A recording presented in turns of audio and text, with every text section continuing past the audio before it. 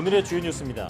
정부는 기존 거리두기를 일주일 유지하되 2, 3일 동안 상황이 좋아지지 않으면 거리두기 4단계 격상을 검토하기로 했습니다. 4단계가 적용되면 오후 6시 이후 3인 이상의 사적 모임이 금지됩니다. 수도권 20, 30대 중심의 감염 확산을 막기 위해 서울에 선별진료소를 추가 설치하고 젊은 층의 선제 검사를 확대하기로 했습니다. 숨은 감염자를 찾아내기 위해 가구당 1인 이상 검사받기 운동도 함께 벌이기로 했습니다. 방역당국은 감염 경로를 확인하기 위한 역학조사에 군과 경찰을 투입하기로 했습니다. 방역수칙을 위반한 개인과 업소에 대해서는 원스트라이크 아웃제와 구상권 청구 등 무관용 원칙을 적용하기로 했습니다. 미국에서 백신 접종률이 낮은 지역을 중심으로 코로나19가 다시 확산하고 있습니다. 바이든 대통령은 신규 감염의 절반가량이 델타 변이로 확인됐다며 백신 접종을 재차 강조했습니다. 하루에 2번 복용하는 약을 한 달에 한 번만 복용해도 된다면 환자들의 삶의 질은 그만큼 높아질 텐데요. 바이오위클리 오늘은 약물의 효과 지속성을 연구하는 기업 G2G 바이오의 이희용 대표를 초대했습니다.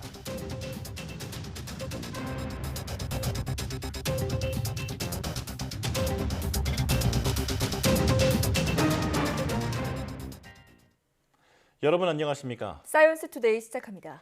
정부가 코로나19 신규 확진자가 1,000명을 훌쩍 넘은 지금의 상황을 4차 유행의 초입 단계로 규정하며 다음 달 초까지는 확진자 규모가 현 수준을 유지할 것으로 예상했습니다.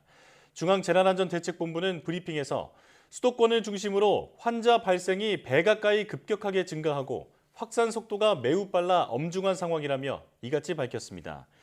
이어 새로운 사회적 거리두기 기준으로 수도권에서 1,000명이 넘으면 4단계라며 기준을 충족하면 수도권 지자체와 협의해 4단계 적용을 즉시 검토하겠다고 강조했습니다. 수도권의 주간 일평균 지역 발생 확진자는 636명으로 한 주 전에 464.9명보다 37% 증가했습니다. 델타형 변이의 주간 검출률도 수도권은 12.3%로 전국 검출률 9.9%보다 높은 것으로 나타났습니다. 국내 코로나19가 수도권을 중심으로 급격하게 확산하면서 신규 확진자가 약 6개월 보름 만에 1,200명대로 치솟자 정부가 수도권 내 숨은 감염자를 찾기 위한 다각도의 대책을 내놨습니다. 코로나19 중앙재난안전대책본부는 정례 브리핑에서 수도권 방역 강화 추가 조치를 공개했습니다. 우선 수도권의 숨은 감염자를 조기에 찾아내기 위해 가구당 1인 이상 검사받기 운동을 전개합니다. 특히 사적 모임이나 이동을 최소화할 수 있도록 고용노동부는 각 사업장에 직장 내 집단 행사나 회식을 자제하도록 강력하게 권고할 계획입니다. 문화체육관광부와 각 지방자치단체는 밤 10시 이후 숙박업소에서 벌어지는 3차, 4차 음주나 모임을 억제하기 위해 숙박시설의 정원 초과 예약 및 입실을 금지하기로 했습니다. 정부는 또 공공기관과 민간기업에 재택근무를 하도록 권고합니다. 문재인 대통령은 심각해지는 수도권의 코로나19 확산세를 막기 위해 역학조사에 군과 경찰을 투입하라고 지시했습니다. 방역수칙 위반에 대해서는 국무총리와 대통령까지 나서서 무관용 원칙을 강조하며 절박한 상황임을 호소했습니다. 홍선기 기자가 보도합니다. 코로나19 신규 확진자가 수도권에서만 1,000명을 돌파하자 문재인 대통령이 수도권 방역 강화 회의를 긴급 소집했습니다. 문 대통령은 이 자리에서 걷잡을 수 없이 번지는 확산세를 따라잡기 위해 역학조사 확대로 감염 경로 파악을 통한 확산 차단을 주문했습니다. 이를 위해 지자체 역학조사 역량 확충은 물론 군과 경찰 그리고 공무원 지원 인력을 신속하게 투입할 것을 지시했습니다. 또 임시 선별검사소를 추가로 설치하고 특히 20, 30대에 대한 검사 확대 방안을 주문했습니다. 유동인구가 많고 밀집도가 높은 지역에 임시 선별검사소를 추가로 설치하고 운영하는 한편 검사 시간을 연장하고 20, 30대가 많이 이용하는 시설에 대한 선제검사를 실시하며 검사 참여율을 높이기 위해 익명검사를 확대할 것. 늘어나는 환자를 수용하기 위한 생활치료센터와 병상 확보도 지시했습니다. 특히 방역 지침 위반에 대해서는 무관용 원칙을 강조했습니다. 대통령과 국무총리가 모두 나서서 원스트라이크 아웃을 경고했습니다. 방역수칙 위반이 드러나시게 되면 이 문제에 대해서는 반드시 열흘 1차에서 열흘 이상의 영업정지 등 아주 중대한 책임이 따르게 된다는 것을 말씀드립니다. 김부겸 국무총리는 2, 3일 안에 상황이 나아지지 않으면 가장 강력한 단계의 거리 두기를 시행해야 할 수도 있다며 지금 상황이 중대한 고비임을 강조했습니다. 청와대도 전 국민적인 방역 강화 조치에 맞춰서 직원들의 사적인 모임을 자제하도록 하고 재택근무를 확대하기로 했습니다. YTN 홍성기입니다. 경찰이 심야에 서울 지역 곳곳에 기동대를 투입해 불법 유흥시설 영업 등을 방지하기 위한 순찰 활동에 나섰습니다. 코로나19 재확산 속도가 심상치 않은 가운데 경찰은 오는 17일까지 2주 동안 이처럼 전국 유흥시설을 대상으로 특별 단속을 벌인다는 계획입니다. 강희경 기자가 현장을 다녀왔습니다.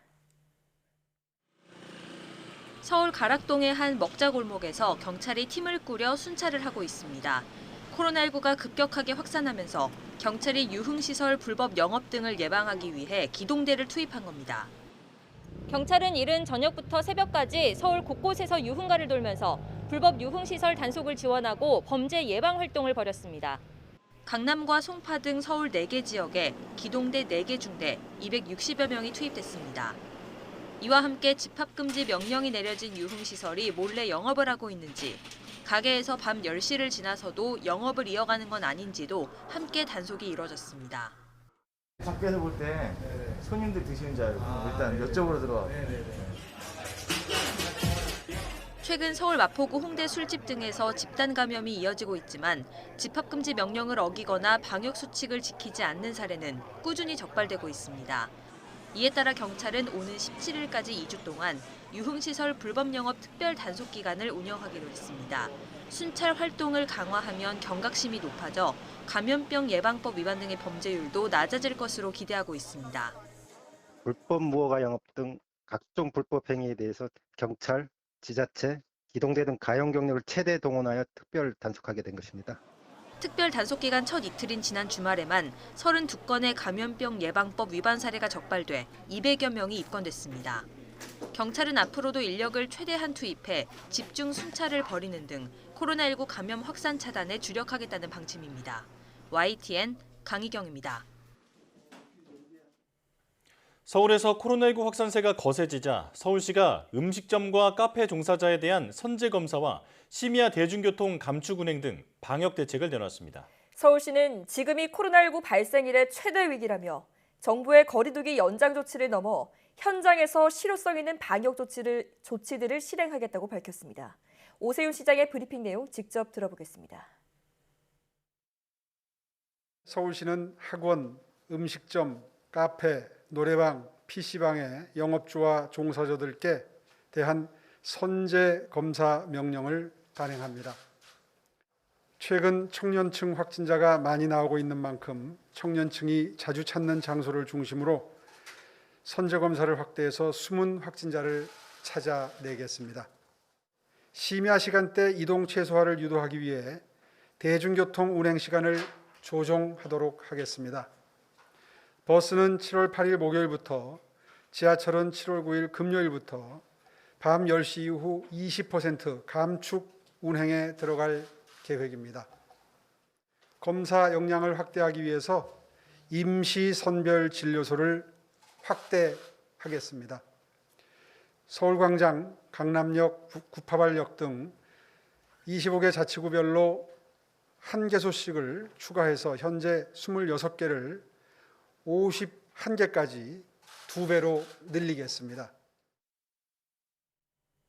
방역당국은 최근 급격한 확산세의 중심엔 2030 세대가 있는 것으로 보고 있습니다. 활동량이 많은 젊은 층을 중심으로 감염이 퍼지면서 이들에게도 백신 접종이 빨리 이루어져야 한다는 지적이 많습니다. 홍민기 기자가 취재했습니다. 대학교가 모여있는 서울 신촌의 한 거리. 한 손에 커피를 든 젊은 남성이 마스크를 턱까지 내린 채 걸어갑니다. 걸어가실 때 내리시는 게 보여서. 커피를 마시고 있어가지고 거리 두기가 오래되다 보니까 아무래도 좀 피로감? 상대적인. 야외에서 마스크를 아예 벗고 음식을 먹거나 대화를 나누는 모습도 쉽게 눈에 띕니다. 지난주 서울의 한 놀이공원에선 수많은 젊은이가 거리두기 없이 몰려 주변 사람들이 눈살을 찌푸리기도 했습니다. 실내 놀이기구 대기줄에는 바닥에 거리두기 스티커만 붙어 있고 바닥바닥 사람들이 붙어서 대기해야 하는 게 너무 불안하게 느껴졌어요. 2030 세대 역시 해이해진 방역의식을 스스로 지적했습니다. 밖에서 이제 뭐 흡연하시는 분들도 당연히 마스크를 안 끼고 저희한테도 조금 그러니까 선택권을 주시던가 아니면 잔여 백신 말고 2030도 조금 일찍이라도 맞게 해줬으면 좋겠다는 바람입니다. 코로나19 이전으로 되돌아간 듯한 해외 젊은이들을 보면서 부럽다는 반응도 있습니다. 유럽 쪽에 축구가 개막하기 시작하면서 거리 응원도 하고 모여서 응원하는 모습을 뉴스에서 좀 보기는 했었어요. 일상생활도 못하고 이렇게 답답한 마스크 쓰고 있어가지고 좀 부러운 면도 없지 않아 있었습니다.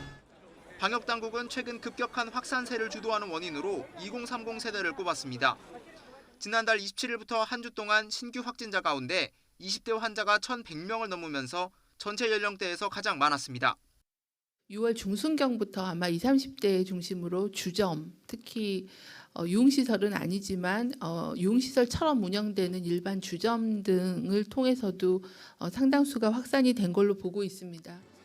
전문가들은 젊은 층을 대상으로 광범위한 진단검사를 벌이는 동시에 백신 접종 속도를 더욱 높여야 한다고 강조했습니다.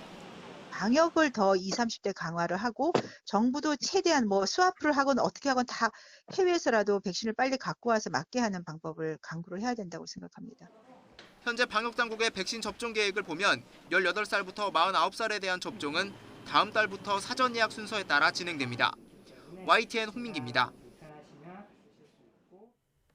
코로나19로 타격을 입은 자영업자들을 지원하기 위한 손실보상법과 정부가 내놓은 재난지원금을 두고 소상공인들이 반발하고 나섰습니다. 과거 손실은 보상받을 수 없는 데다 이전 지원금도 제대로 지급되지 않았다고 아우성입니다. 엄윤주 기자가 들어봤습니다. PC방을 운영하는 이상태 씨는 지난 1일 국회에서 손실보상법이 통과됐다는 소식이 반갑지가 않았습니다. 그간 자영업자들이 줄기차게 요구해왔던 소급 적용 조항이 빠졌기 때문입니다.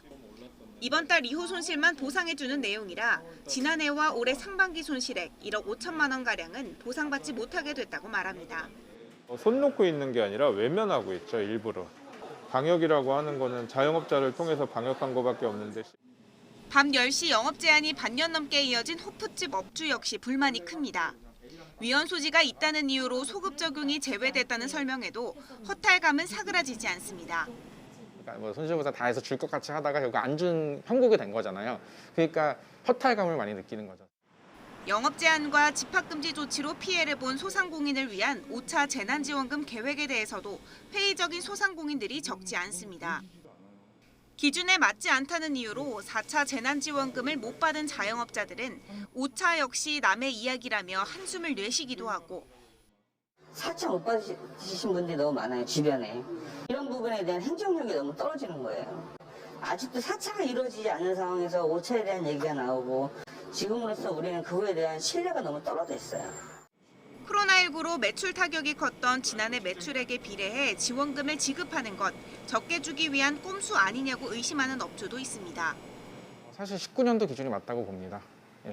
다 같이 힘들 때 2020년도는 이미 타격을 받은 거고, 왜냐하면 작년 기준으로 해야 지급액이 줄 거니까. 그건 명백한 사실이잖아요. 현실에 맞게 지원 금액을 산정해달라고 요청하기도 합니다. 1차적으로는 저는 19년 대비해서 20년 매출을 대비해서 어느 정도의 손실이 났는지에 대해서 파악을 먼저 하고 그다음 보상이 이루어져야 된다고 생각해요. 코로나19 장기화 속에 생계의 낭떠러지 앞에 놓여있는 자영업자들. 정부가 계속해서 지원 정책을 내놓고는 있지만 이것으로는 부족하다는 목소리는 여전합니다. YTN 엄윤주입니다. 한국개발연구원 KDI는 최근 우리 경제는 생산이 일시적으로 조정됐지만 대내외 상품 수요의 증가세가 지속되면서 완만한 경기 회복세는 유지되는 모습이라고 진단했습니다. 하지만 지난달 말 이후 코로나19 확진자 수가 큰 폭으로 증가해 경기 불확실성은 여전히 높은 상황이라고 분석했습니다. KDI는 7월 경제 동향 보고서에서 원유 등 원자재 가격 상승이 경기 회복을 부분적으로 제약하는 가운데 서비스업 생산 증가 폭도 축소됐다고 밝혔습니다. 그러나 높은 수출 증가세와 경제 심리 지표의 개선 흐름을 감안하면 경기는 완만하게 회복되고 있는 것으로 판단된다고 진단했습니다. 반면 변이 코로나 바이러스가 확산되고 감염병 확진자 수도 급증하면서 향후 경기 회복이 지연될 가능성도 있다고 덧붙였습니다. 지난 5월 경상수지 흑자 폭이 1년 전에 약 5배로 늘어나면서 역대 5월 중 최대 폭의 흑자를 기록했습니다. 수출 호조와 국제 운임 상승이 이어지는 가운데 국내 기업이 해외 현지 법인에서 받은 배당 수입도 큰 폭으로 늘어났습니다. 박병환 기자가 보도합니다. 5월 경상수지가 107억 6천만 달러, 약 12조 2천억 원 흑자로 집계됐다고 한국은행이 밝혔습니다. 지난해 5월 이후 13개월째 흑자일 뿐 아니라 작년 같은 달에 22억 4천만 달러 흑자와 비교해 흑자 규모가 85억 2천만 달러 늘어났습니다. 우선 상품 수지 흑자가 63억 7천만 달러에 달해 1년 전보다 37억 5천만 달러가 증가했습니다. 수출은 503억 5천만 달러로 49.0% 증가했고 수입은 439억 8천만 달러로 41.1% 늘어났습니다. 서비스 수지는 5억 6천만 달러 적자를 기록했지만 적자 폭이 9천만 달러 감소했습니다. 해상 화물 운송 수입이 크게 늘면서 운송 수지 흑자가 11억 9천만 달러에 달해 지난해 같은 기간보다 10억 5천만 달러나 급증했습니다. 보는 소득 수지가 54억 9천만 달러 흑자로 집계돼 49억 4천만 달러나 늘어나는 특색을 보였습니다. 국내 기업들이 해외 현지 법인으로부터 받은 배당 수입이 늘어나 배당 소득 수지가 1년 사이 1억 3천만 달러 적자에서 46억 8천만 달러 흑자로 돌아선 데 따른 것입니다. 지난해 하반기 이후 전반적으로 그 수익성이 개선되는 모습과 또 그동안에 쌓아놨던 수익을 전략적인 측면에서 들여오는 그런 현상이 일어나서 5월에 우리의 배당 수지가 최대를 기록했다. 하반기 경상수지 전망과 관련해 한국은행은 델타 변이 바이러스 확산 등은 하방 요인이지만 미국을 비롯한 각국의 대규모 부양책이 상방 요인인 만큼 좀 더 지켜봐야 한다고 말했습니다. YTN 박병환입니다. 삼성전자가 반도체 실적의 대폭 개선으로 2분기 영업이익이 12조 원을 훌쩍 돌파하는 깜짝 실적을 또 기록했습니다. 삼성전자는 2분기 잠정 경영 실적을 집계한 결과 매출 63조 원, 영업이익 12조 5천억 원을 기록했다고 밝혔습니다. 지난해 2분기와 비교하면 매출은 18.94%, 영업이익은 53.4% 각각 증가한 것으로 시장 전망치를 10% 이상 웃돌았습니다. 매출은 2분기 기준으로 사상 최대며 영업이익은 반도체 슈퍼호황기였던 2018년 3분기 이후 11분기 만에 가장 높습니다. 반도체 부문이 지난 1분기 부진했던 실적을 털어내고 7조에서 8조 원의 영업이익을 냈을 것으로 추정돼 지난 2017년과 2018년에 반도체 슈퍼사이클이 본격화됐다는 분석이 나오고 있습니다. LG전자가 가전과 TV 부문의 판매 호조로 1조 원이 넘는 영업이익을 올리며 2분기 기준으로 12년 만에 최대 실적을 달성했습니다. LG전자는 2분기 잠정 경영 실적을 집계한 결과 영업이익이 1조 1,128억 원으로 지난 1분기에 이어 2분기 연속 1조 원대 영업이익을 달성했다고 밝혔습니다. 이는 지난해 동기 대비 65.5% 증가한 것으로 2009년에 이어 2분기 기준으로 12년 만에 최대 실적입니다. LG전자가 부문별 실적까지 공개하지 않았지만 생활가전과 TV가 효자 노릇을 톡톡히 한 것으로 증권가에서는 분석했습니다.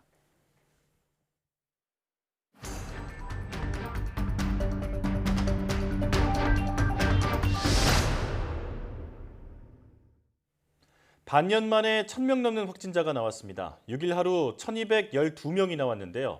역대 두 번째 규모이기도 합니다.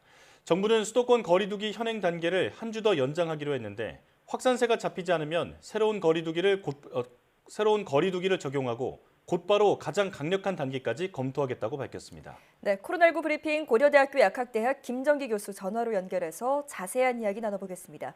교수님 나와 계시죠? 네, 안녕하세요. 네, 신규 확진자 수가 1,212명으로 3차 대유행 정점 때와 비슷한 규모입니다. 신규 확진자 수가 갑자기 늘어난 배경 어떻게 보고 계십니까? 최근 확진자 수가 급격하게 늘어나는 대표적인 이유는 크게 두 가지로 볼 수가 있다고 생각을 하고 있습니다. 첫 번째는 지난 3월 이후 경제적인 이유나 아니면 우리 의료 시스템이 감당 가능한 역량 등을 고려해서 확진자 규모에 맞지 않는 그런 완화된 방역 조치를 취해왔거든요. 이 기간이 상당히 오래 길어지면서 국민들의 경각심이 크게 완화되었다라고 생각을 하고 있고 네. 특히 이러한 특성은 20, 30대 젊은 층에서 두드러지게 나타났다라고 생각을 합니다. 그렇기 때문에 이러한 부분들이 실제로 지금의 확진자 수가 급격하게 늘어나는 거에 가장 대표적인 이유 중에 하나다라고 생각을 하고 있고 예. 여기에 두 번째 이유는 최근 서울 등 수도권을 중심으로 확산하고 있는 델타 변이 바이러스 요인이 상당히 크다. 그러니까 감염력이 기존 바이러스의 약 3배 정도 그리고 알파 변이 바이러스에 비해서도 상당히 높기 60% 정도 높기 때문에 이러한 부분들이 지금의 확산세의 가장 주요한 이유가 아닐까 이런 생각을 가지고 있습니다. 예. 네, 국민의 완화된 경각심과 변이 바이러스를 꼽아주셨는데요. 정부는 수도권에 적용 중인 현행 거리두기를 일주일 더 연장하고 또 젊은 층에서의 검사 확대, 또 재택근무 권고 등 추가 대책을 내렸습니다. 현재 내려진 이 정도 조치로 확산세를 막을 수 있을까요? 지금의 확산세는 과거 최고 신규 확진자 규모를 보였던 3차 유행 때와는 사뭇 그 양상이 다릅니다. 네. 과거 3차 유행 때에는 주로 방역 조치상의 경험 부족, 대표적으로는 우리가 흔히 얘기하는 방역 사각지대를 위주로 해서 특정 집단 감염들이 발생을 했거든요. 네. 그래서 이러한 집단 감염들이 주로 유행을 견인했던 양상을 보였던 반면 그렇기 때문에 실제로는 당시에는 해당 집단 감염들에 대한 어떤 강화된 역학조사나 방역 조치만으로도 어느 정도 확산세를 안정화시킬 수 있었다 이렇게 생각을 하고 있습니다. 예. 반면에 지금의 확산은 물론 최근 집단 감염들이 발생은 하고 있습니다만 그 근본적인 배경이 좀 다르다라고 생각을 하고 있고 네. 지금의 확산 양상은 실제로는 앞서 말씀드린 방역 조치상의 어떤 경험 부족에 따른 집단 감염보다는 델타 변이 바이러스가 주요한 원인 중에 하나다 이렇게 생각을 하고 있습니다. 예. 그래서 현 단계에서 우리가 할 수 있는 방역 조치의 능력을 넘어서고 있는 게 델타 변이 바이러스이기 때문에 우리가 하고 있는 그 이상의 방역 조치가 필요하다 이런 생각을 가지고 있고요.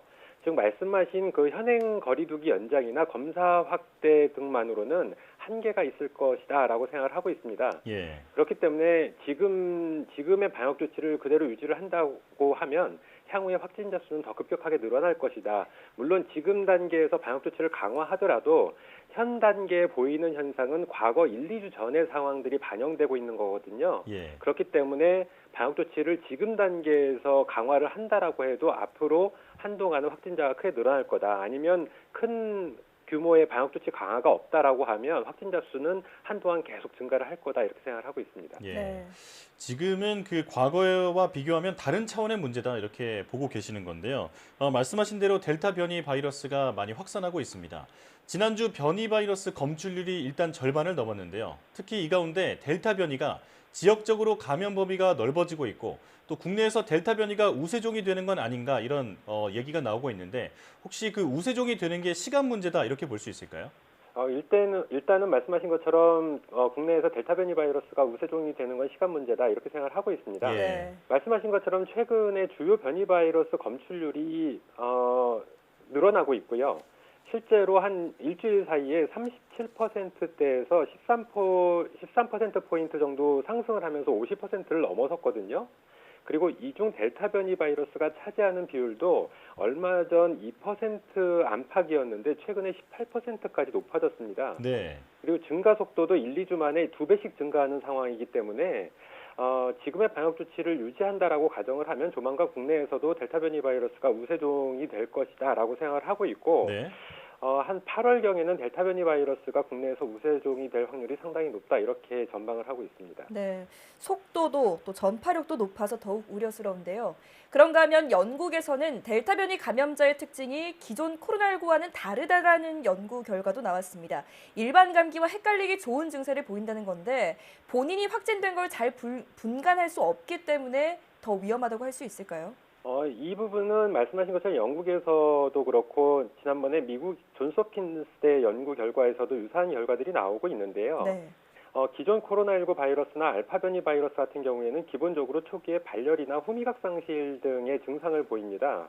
그런데 이와는 대비되게 델타 변이 바이러스 같은 경우에는 두통이나 인후통 그리고 콧물 등의 증상을 보이기 시작하기 때문에 물론 이 부분 해당 연구 결과는 한두 개의 연구 사례이고요. 아직은 델타 변이 바이러스에 대한 분석이 초기 단계라서 전적으로 이 연구 결과들을 인용하기는 다소 무리가 있습니다만 일단 해당 연구 결과들을 기준으로 볼 때 기존 코로나19 바이러스보다는 일반적인 감기 바이러스와 유사한 특성을 보인다라고 할 수가 있고요. 따라서 지금 단계에서는 큰 문제가 아닐 수도 있는데 향후에 환절기가 도래하게 되면 일반적인 감기와 상당히 유사한 임상 증상을 보이기 때문에 국민들께서 임상 증상만으로 자가 진단을 하는데 상당히 어려움이 있을 거다라고 예상을 하고 있습니다. 그렇게 되면 이제 접촉, 그러니까 노출된 시점부터 진단 검사를 받는 시점까지 기간이 길어지게 되면서 그 사이에 상당히 많은 접촉이 이루어질 수가 있거든요. 그렇게 되면 확진자도 더 늘어날 가능성도 상당히 있다 이렇게 판단을 하고 있습니다. 접종 완료 2주 후에 코로나19에 감염되는 돌파 감염 사례가 81명 나왔습니다. 돌파 감염과 변이 확산 가능성을 고려한다면 집단 면역 목표 수치를 70%보다 더 높게 잡아야 한다는 지적이 있는데 어떻게 보십니까? 이 부분은 제가 여러 차례 말씀드린 적이 있는데요. 저는 개인적으로 기본적으로 집단 면역의 기준을 불가피하게 백신 접종을 받을 수 없는 분들을 제외하고 가능한 한 전 국민 100%가 접종을 받아야 집단 면역이 형성된다라고 생각을 하고 있습니다. 특히 집단 면역의 기준을 방역 당국의 입장처럼 70%로 설정을 하게 되면 그 70%에 도달을 했을 때 이후 방역 조치가 크게 완화될 가능성이 있거든요. 실례로는 최근에 백신 인센티브 제한 등도 마찬가지고요.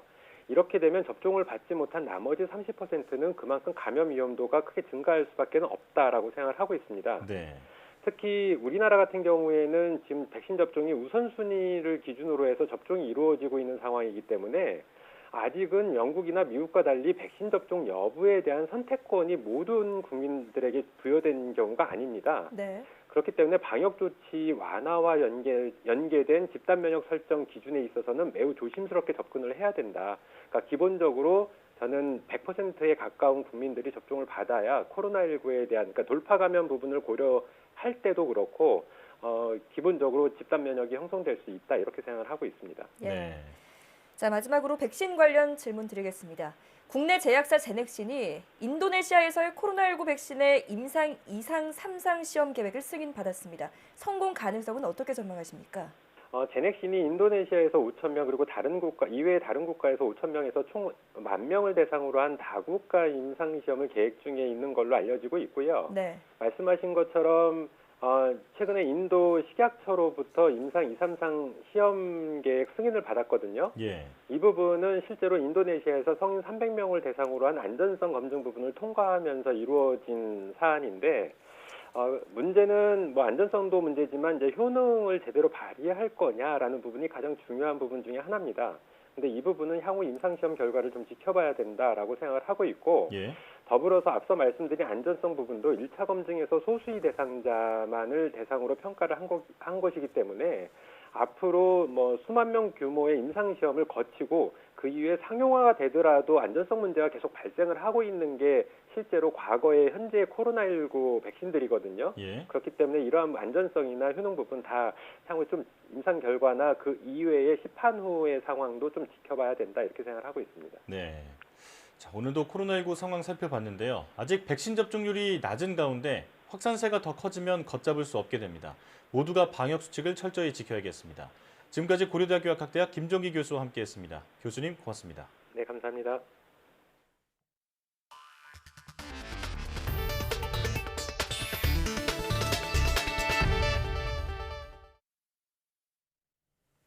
미국에서 백신 접종률이 낮은 지역을 중심으로 코로나19가 다시 확산하면서 일부에선 입원 환자가 넘쳐 다른 병원으로 보내는 일까지 벌어지고 있습니다.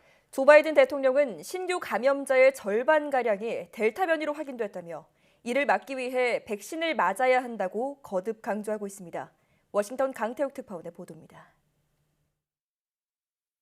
미국 중부의 미주리주는 한 차례 백신을 맞은 성인 비율이 45%에 불과합니다. 미국 전체 평균인 67%에 한참 못 미치다 보니 최근 감염자가 다시 확산하고 있습니다. 이 때문에 한 병원은 환자를 감당하지 못해 다른 병원으로 다시 보내는 실정입니다. 닉사시 시장은 마스크 착용을 다시 의무화했다가 오히려 주민 소환 투표라는 역풍을 맞았습니다. 미주리처럼 백신 접종률이 낮은 주들은 아칸소, 유타, 와이오밍 등 주로 중남부에 몰려 있습니다. 농축산업이 주요 산업 기반으로 공화당 강세 지역들입니다. 이들 지역의 신규 확진자의 80% 이상이 델타 변이 감염인 것으로 파악됐습니다. In today's briefing, we discussed how the Delta variant is already responsible for half of all cases in many parts of this country. It's more easily transmissible, potentially more dangerous. 바이든 대통령은 백신을 맞은 경우 높은 수준의 보호를 받을 수 있다고 강조했습니다. 특히 델타 변이에도 효과적이라는 것이 증명되고 있다고 설명했습니다. Fully vaccinated Americans have a high degree of protection, including against this Delta variant. Study after study after study has shown that since early May, virtually every COVID-19 hospitalization and death in the United States has been among the unvaccinated. 그런 만큼 가족과 친구, 지역사회를 위험에 빠뜨리지 않도록 접종해야 한다고 호소했습니다. 보건 전문가들은 대규모 발병 사태가 발생하면 잠재적으로 더 많은 변이가 나올 수 있다고 경고하고 있습니다. 하지만 이들 지역의 백신에 대한 저항이 만만치 않아 큰 골칫거리가 되고 있습니다. 워싱턴에서 YTN 강태욱입니다. 인도의 코로나19 폭증세가 최근 가라앉은 가운데 이번엔 이웃나라 방글라데시가 심각한 확산세에 시달리고 있습니다. 6일 방글라데시 코로나19 일일 신규 확진자 수는 코로나19 이후 처음으로 10,000명이 넘는 11,525명으로 집계됐습니다. 신규 사망자 수도 163명으로 전날 기록한 최고치인 164명에 육박했습니다. 방글라데시에서는 현재 감염의 70%가 델타 변이 바이러스인 것으로 나타났습니다. 방역당국은 지난 1일부터 주민 이동을 제한하고 차량 운행 및 상점 운영 중단 등 강력한 봉쇄 조치를 도입했지만 확산세가 좀처럼 꺾이질 않자 7일까지였던 봉쇄 기간을 14일로 연장했습니다.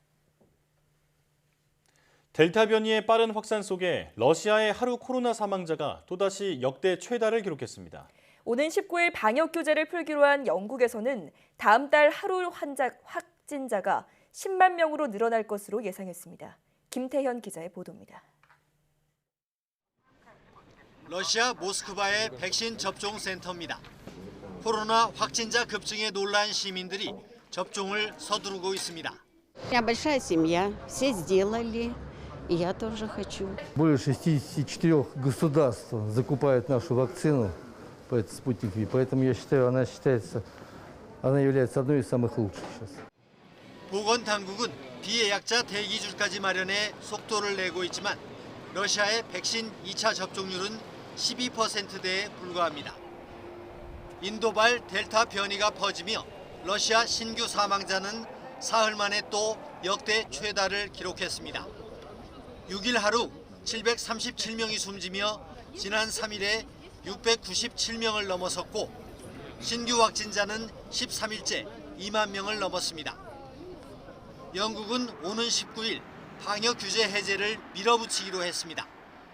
자비드 보건장관은 신규 확진자가 19일쯤에는 지금의 2배인 5만 명에 이르고 8월에는 10만 명이 될 것으로 예상했습니다.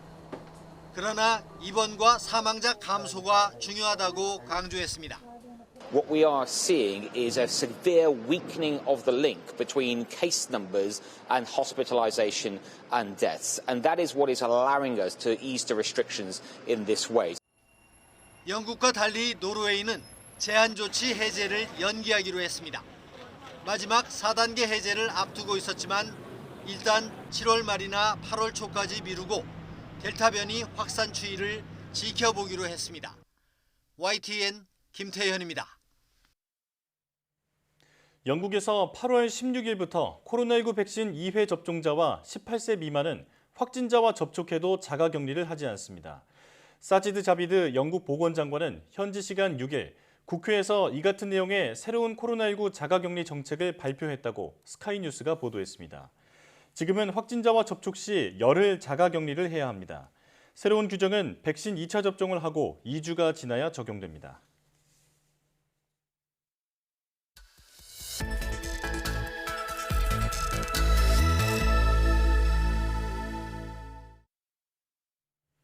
다양한 바이오 이슈를 과학 기자의 시각으로 집중 분석하는 바이오 위클리 코너입니다. 네, 오늘도 이성규 기자와 함께하겠습니다.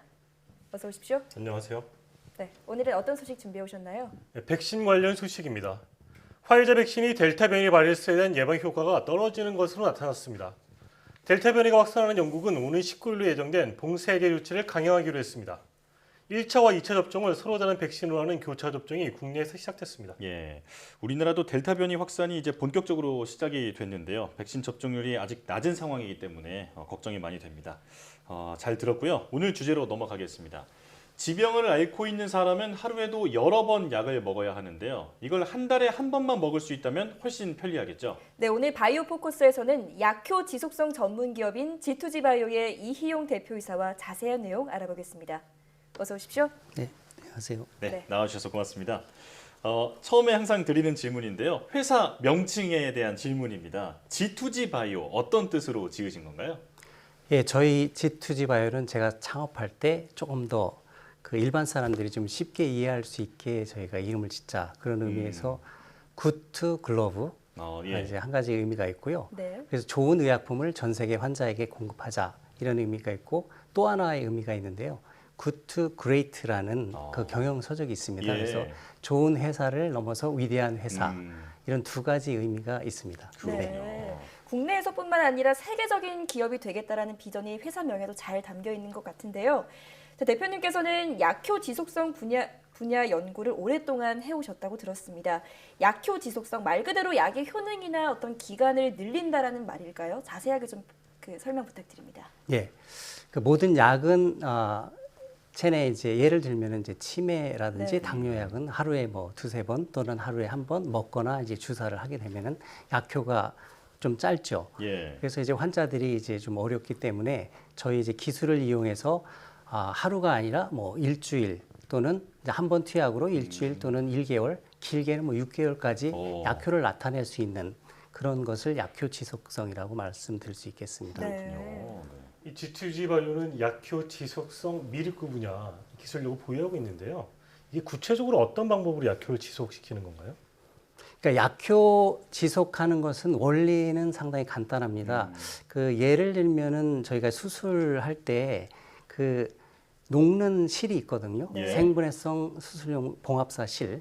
그래서 그 고분자가 생체 분해성 고분자인데 원리가 이제 같은 원리를 이용합니다. 그래서 이제 고분자의 조성에 따라서 체내에서 이제 분해되는 속도를 저희가 짧게는 1, 2주에서 길게는 뭐 6개월, 1년까지 조절할 수가 있고요.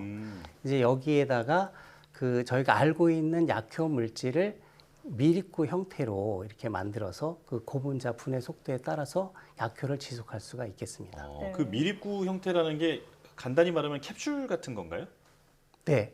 그러니까 구형으로 이제 보통 이제 예. 저희가 이제 말씀드리면 이제 뭐 바이러스나 박테리아보다는 좀 큰 사이즈. 네. 저희가 10에서 한 100 마이크로메타 보통 동물 세포나 식물 세포 정도의 크기로 보시면 되겠습니다. 네. 자, 그러니까 정리하자면 약물이 몸 안에서 천천히 방출될 수 있게끔 그 조절하는 기술을 보유하고 계시다 이렇게 네. 볼 수 있겠는데요. 자, 신약 개발은 사실 그 굉장히 오랜 기간이 걸리는 아주 어려운 일이잖아요. 근데 네. 지금 설명해 주신 것처럼 이런 지속성 의약품을 개발할 경우에는 기존 신약 개발보다 기간과 비용을 그 좀 아낄 수 있을까요? 네.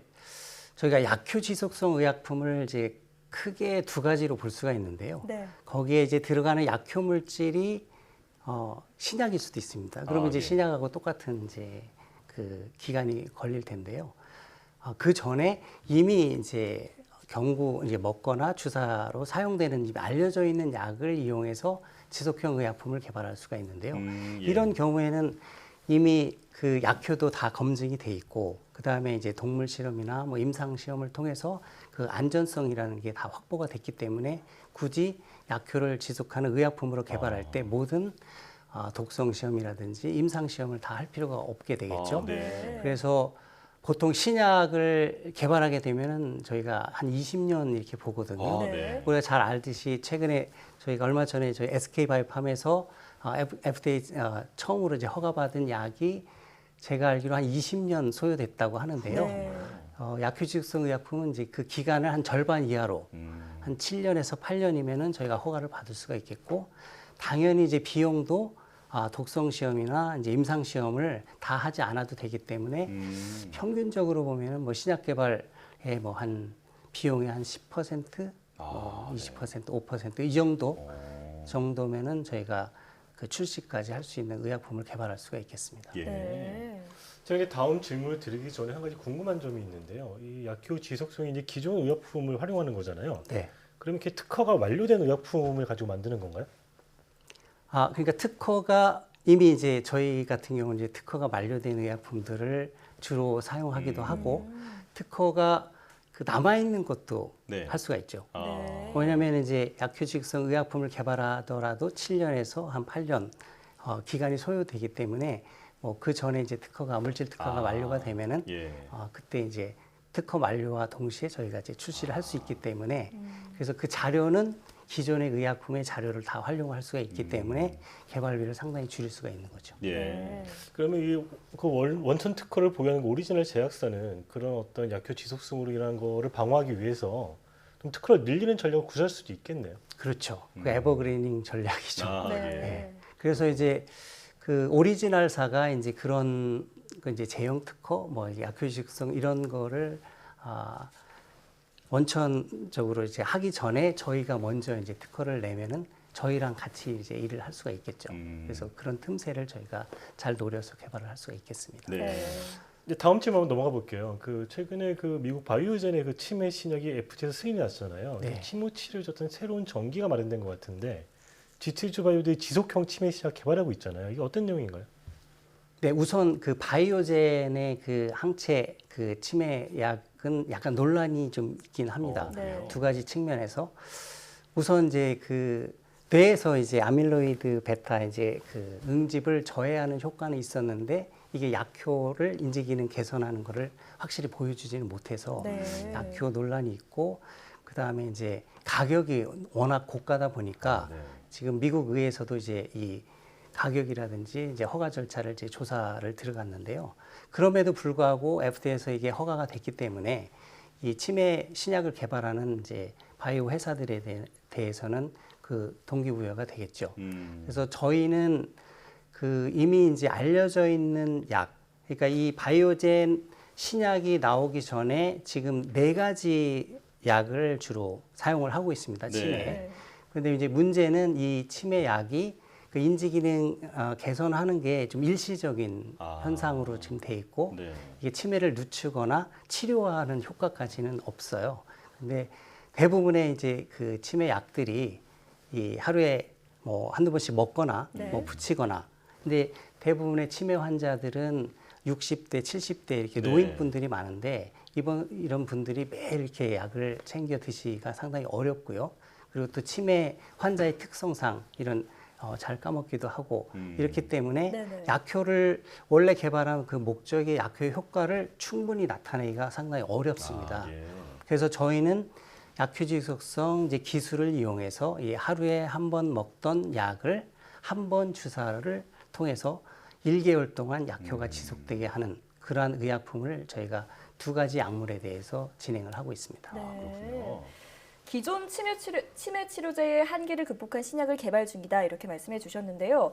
자, 그렇다면 말씀해 주신 치매 치료제 이외에 G2G 바이오에서 지금 개발 중인 주요 파이프라인 중 한두 개 정도만 좀 추가로 더 설명해 주실 게 있나요? 저희 기술이 이제 플랫폼 기술이기 때문에 실은 다양한 약물에 좀 적용할 수가 있는데 지금 말씀하신 것 중에 이제 치매 치료제 이외에 저희가 이제 크게 2가지를 주로 많이 하고 있었고요. 그 첫 번째가 이제 수술 후 통증 치료제라고 있습니다. 그래서 보통 이제 수술을 이제 하게 되면 이 국소 마취제를 이제 사용하는데 이 국소 마취제의 일반적으로 이제 약효가 한 6시간에서 8시간. 그러니까 수술할 동안에는 이제 통증을 완화할 수가 있는데 이제 수술에서 깨어나면은 그날부터 한 2, 3일 정도가 굉장히 통증이 심합니다.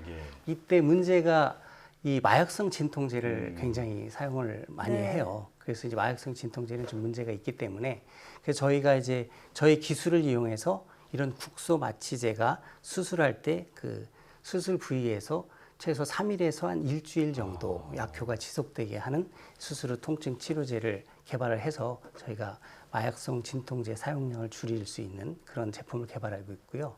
마지막으로 한 가지 더 말씀드릴 것은 당뇨 치료제.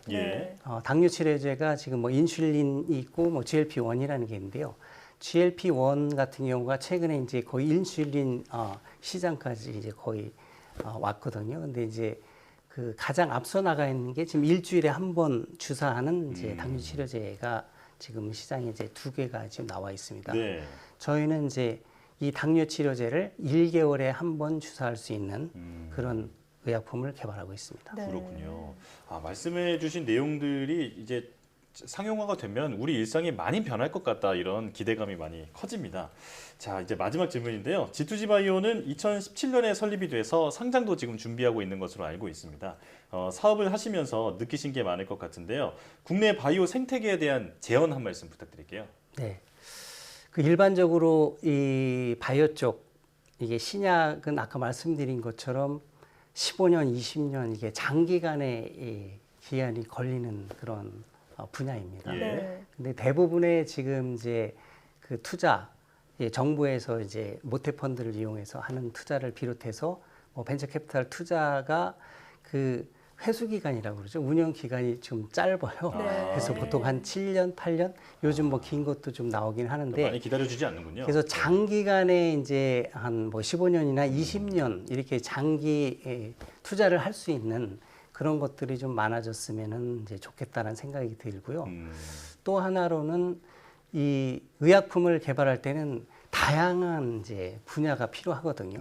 이제 그 중에서 저희가 이제 후보 물질을 도출을 하면은 그걸 뭐 효력 시험, 동물 실험, 그 다음에 분석, 그 다음에 뭐 그 생산, 위탁 생산, 저희가 얘기하는 이제 CRO, CMO 이런 것들이 국내가 조금 그 인프라가 좀 약한 편입니다. 그래서 다 해외에 이제 맡기는 그런 형태가 돼서 이게 개발 속도가 좀 늦어지고 그런 게 있기 때문에 정부에서 이쪽 산업을 좀 더 지원을 해줘서 국내에 이런 인프라가 좀 더 구축이 되면은 바이오 의약품 개발하는 데 많은 도움이 될 것으로 생각을 하고 있습니다.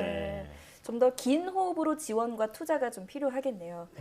네, 자, 약효의 기간뿐만 아니라 효능까지 극대화하는 G2G 바이오의 기술이 앞으로 난치 환자들에게 좀 많은 도움이 됐으면 좋겠습니다. 지금까지 G2G 바이오 이희용 대표이사 그리고 이성규 기자와 함께했습니다. 오늘 나와주셔서 고맙습니다. 감사합니다.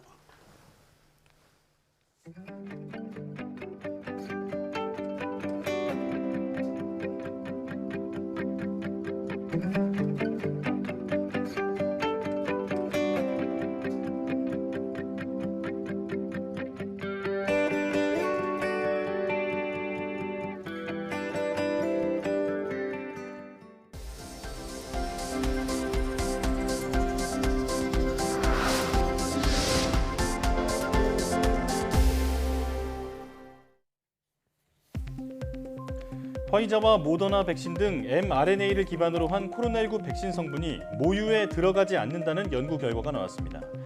미 UC 샌프란시스코 의대 연구팀은 mRNA 백신을 맞은 모유 수유 여성 7명으로부터 접종 4시간에서 48시간 후 채취한 모유 샘플을 분석한 결과 백신 관련 mRNA가 전혀 검출되지 않았다고 밝혔습니다. 연구팀은 검사로 탐지되지 않을 정도의 적은 mRNA가 남아있더라도 신생아의 소화기관에서 분해될 것이라며 mRNA 백신 접종 후 모유 수유가 아기에게 해로운 영향을 미치지 않는다는 의미라고 설명했습니다. Y바이오로직스는 프랑스 제약그룹 피에르 파브르와 면역항암제 신약 후보 물질의 기술 수출 라이선스 계약을 체결했다고 밝혔습니다. Y바이오로직스는 선급금과 임상개발과 상업화 판매에 따른 마일스톤 등을 포함해 총 1,164억 원의 기술료를 받게 됩니다. Y바이오로직스는 면역항암제 항체 신약을 전문적으로 개발하는 회사로 지난 2007년 설립됐습니다. 고용노동부는 장마철과 겹치는 이달에 맨홀 등 밀폐 공간에서 작업하는 노동자의 질식사고 위험이 가장 크다며 주의를 당부했습니다. 노동부가 조사한 지난 2011년부터 10년 동안 발생한 질식사고 통계를 월별로 살펴보면 7월이 22건으로 가장 많았고 이어 3월과 4월, 5월 등의 순이었습니다. 노동부는 7월에 기온과 습도가 오르는 데다 장마의 영향으로 다량의 유기물이 하수관 등에 유입되면서 맨홀과 오폐수 처리 시설 등에서 산소가 결핍되고 유독가스가 생성돼 질식사고 위험이 커진다고 설명했습니다. 울산시가 추진하는 부유식 해상풍력 발전 사업이 6월 한국판 뉴딜로 선정됐습니다. 울산 부유식 해상풍력 발전은 고용과 일자리 창출 효과가 기대되는 지역균형 뉴딜의 지향점을 잘 살린 사례로 평가를 받았습니다. 행정안전부와 환경부 등 중앙부처가 추천해 민간 전문가가 선정하는 이달의 한국판 뉴딜은 혁신과 도전 정신을 담아낸 사례를 발굴해내기 위해 지난 3월 출범했습니다.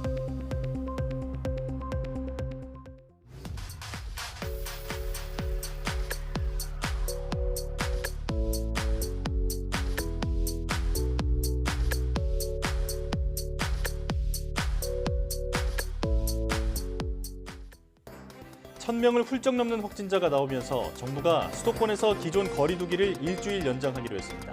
며칠 안에 확산세가 잡히지 않는다면 새로운 거리두기 체계를 도입하고 곧바로 수도권의 마지막 단계인 4단계 적용을 검토하기로 했습니다. 4단계가 적용되면 오후 6시 이후 3인 이상의 사적 모임이 금지되는데요. 변이 바이러스 확산이 본격화한 만큼 방역 수칙을 더욱 철저하게 준수해야겠습니다. 사이언스 투데이 마칩니다. 함께해 주신 여러분 고맙습니다.